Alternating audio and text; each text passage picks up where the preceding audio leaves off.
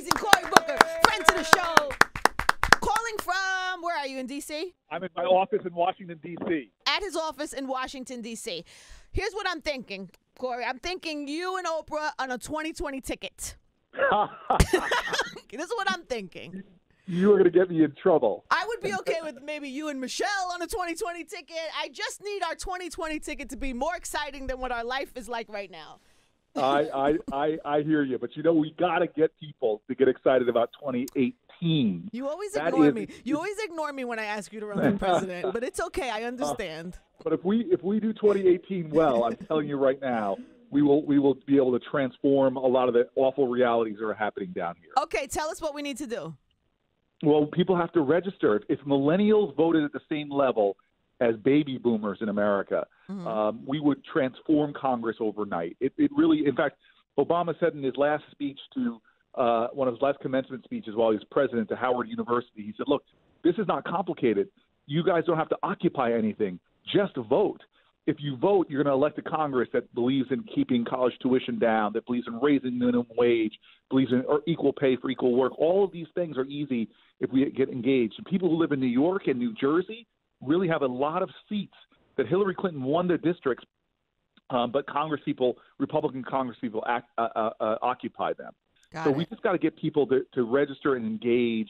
Just because Obama's not on a campaign or it's not a presidential election, these midterm elections coming up in November are just as important. Okay, so the next important election is? November 2018, New York and New Jersey. By coming out, we have a way of flipping the House of Representatives. Our two states are critical for that.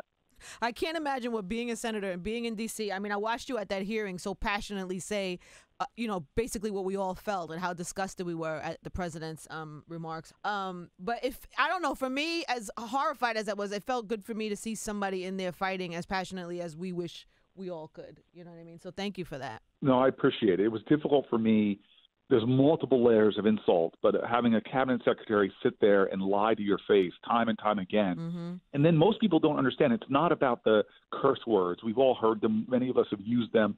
It was more about not understanding that when the president of the United States, who is in charge of serious policy, is uttering bigotry, those words don't just dissipate. They fester, they poison, and they give license to really awful things. Been creating that environment with that type of language. What is that like for you when you're in the room and you have that moment and you've talked and you speak so passionately? Are people like when the cameras go off or you guys are wrapping up? I mean, are people supportive of it or are? I have not had this experience for me in the Capitol. They're so formal down here, and you're a senator walking through the hallways.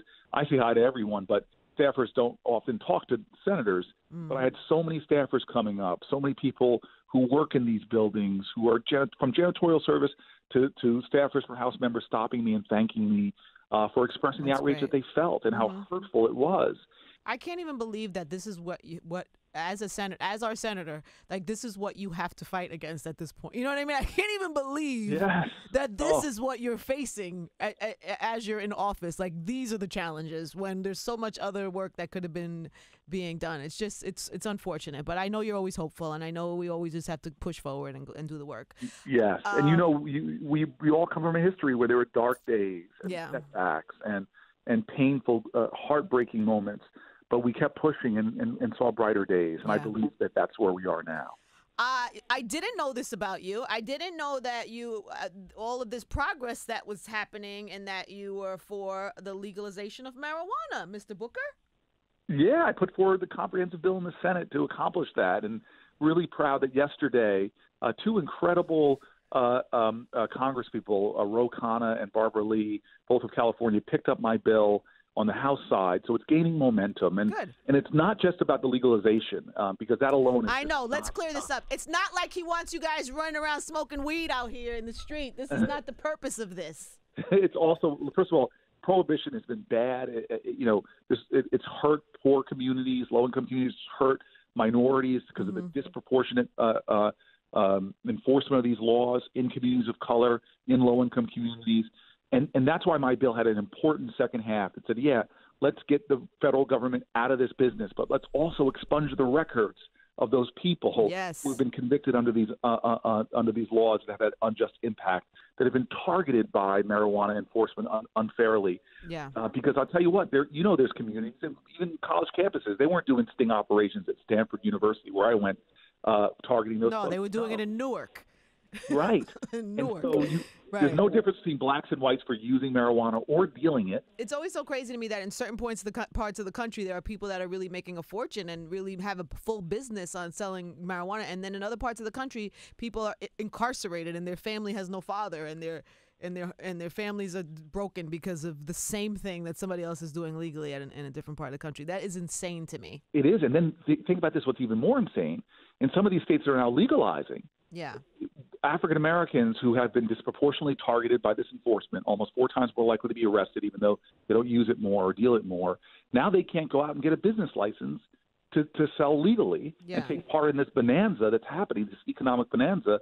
They're being shut out of those economic opportunities. That's why we need to expunge people's records now that we're making this legal. All right, so we're gonna support you on that. We're gonna make sure that everybody votes in 2018. Yes. We're going to support you in 2020, whatever is happening in your life. We are going to, oh my gosh, wait, I know you just got back from Puerto Rico too, right? You spent some time? Yes. Tell me everything. First of all, there are heroes in Puerto Rico right now. What I saw, the kind of courage and heroism of doctors, of local community leaders, of people who are running food kitchens, who are fighting in the grassroots. So I just want to say to the Puerto Rican people, the Boricuas in Puerto Rico are stepping up in significant ways. But we should all feel a sense of national shame that fellow Americans are suffering at the levels we see in Puerto Rico, where 40% of the people still don't have power, where many people still don't have access to clean drinking water, where we have healthcare crises going on there. We're heading towards a Medicaid cliff where they're going to lose large amounts of resources to provide basic health care. There is a shameful neglect going on in this country that we are not rallying around Puerto Ricans right now who are suffering in ways that they should not. And so it was one of those trips that both inspired me. And by the way, many of the federal workers there that I met are working around the clock. I just believe they need more resources. I don't believe it. I know they need more resources and help. But it was one of the more painful trips I saw. Were you surprised? Did you think it was better than when you got there? I tell you, when I took the helicopter ride over the island and still could see, down power lines that haven't been put up, Puerto Rico is very advanced with their solar fields, doing a lot of really innovative things. But you see entire solar fields with severe damage in them.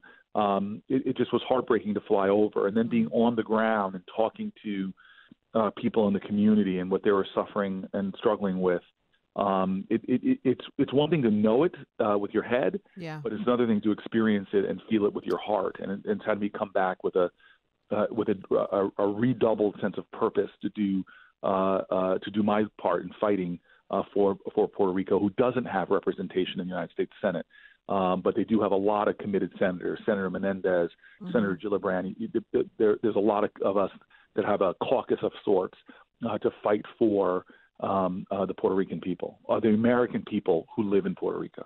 Well, thank you for that. And thank you for all the work that you're doing there. It's hard, too, because we have so many, I'm Puerto Rican. We have so many Puerto Rican listeners. There's so many Puerto Ricans in New York and New Jersey. And what's frustrating is the coverage has stopped. Right. So it's like you think everything's OK and it's better. And then, I have friends who are there doing grassroots on the ground things. And when I hear some of the things that they're still dealing with, it is unbelievable to me. Number one, that they're still dealing with those circumstances, but also that number two, we're not seeing it anywhere. You know what I mean? Like it's like people, the news stops. We know that the news stops after a certain point, but they need help. So what is I ask you, what is the best thing that we could do? I mean, what do we do to help? Well, I think we all who have our social media networks and our Facebook, Twitter, Instagram, don't let people forget. I mean, because there seems to be, as you said, sort of this almost this like empathy fatigue. Don't stop talking about Puerto Rico, please, and the Virgin Islands. Just don't stop talking about it, posting about it, letting people know we want to keep this at the forefront of people's thoughts. Yeah. Then number two, call your congressperson. If you don't know by now, this is something we all should be doing regularly about issues that matter. Because I've seen personally down here during the healthcare battles, during the net neutrality battles, we win some of these, we lose some of them. But the level of engagement from the public does make a difference down there. Does it really? It's so hard to believe that. I want to believe it. Remember, there's an old saying down here that's so true, is that change doesn't come from Washington. It comes to Washington by people who are demanding it. Civil rights activists didn't say, hey, those people in Washington, are they going to listen to us? No, they marched on Washington. And from the suffrage movement to the workers' rights movement to even recently and seeing people flipping, Democrats flipping in the last decade and supporting marriage equality, that came from public pressure, public shaming, and we've got to stay engaged. This is our democracy. It's not a spectator sport. You're right. You got to get off the sideline and get engaged. You're right. And these are things that I know. I just asked you because there's so much frustration because there's so much public outrage about our president alone. No, it's crazy. I mean, I'm literally walking out yesterday and I see something about, kind of scandalous stuff that I don't really pay attention to, but it was like, who is this porn star and the president?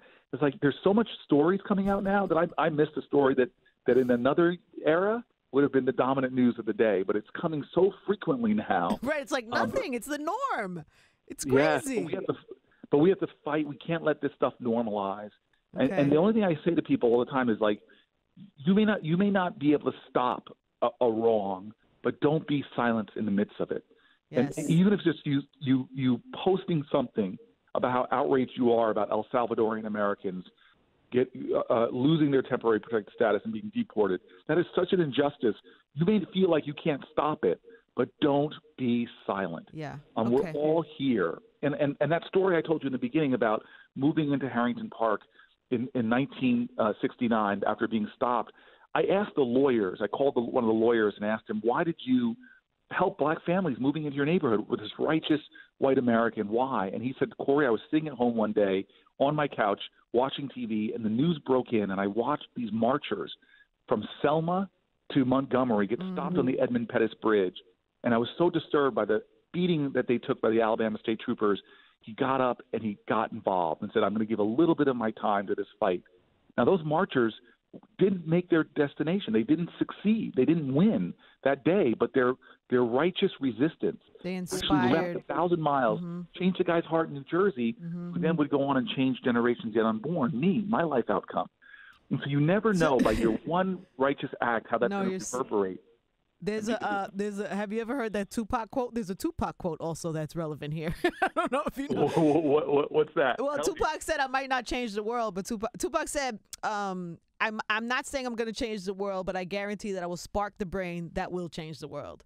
Wow, we should leave it on the Tupac wisdom. That's powerful. It's pretty great, right? Because it is. It's like, you may not be the actual person that makes the exact change, but your voice can inspire, movement and other people to react. I always love that. That's my favorite, one of my favorite parts. I know you like to. I know, Cory, you like a good quote every now and then. So you know what I mean. I'm going to take that one. So I'll try to give you credit when I use it. Okay, good. Yeah, my friend Angie Martinez told me this. Hey, but you know what's really interesting? We all got gifts, and in the civil rights movement, somebody said, my gift is to write a song. My gift is to write a poem. And whatever your gift is, your talent, use it right now, because we're seeing so much injustice to Puerto Ricans, Haitians, El Salvadorians, Muslim Americans, Sikh Americans, with levels of violence against those groups rising in our country. Let's all not be bystanders in this democracy. Let's all speak up for justice. No matter whatever language we use, whatever form of expression we're most comfortable about, whether it's a tweet, whether it's a song, whether there's a women's march happening this weekend. Somebody might want to get involved with. We have yes, amen. Yeah, there's a women's march happening. Well, it's always great to hear from you. Thank you so much. You give me a little bit of motivation and hope every time I talk to you, so I appreciate it. You are a light worker, Angie. You are a light worker. You inspire my spirit and encourage my soul, so thank you. Thank you so much. And hopefully we'll see you soon. I hope so. I could use a hug. Okay. I bet you could. Senator Cory Booker, everybody. It's Power 105.1.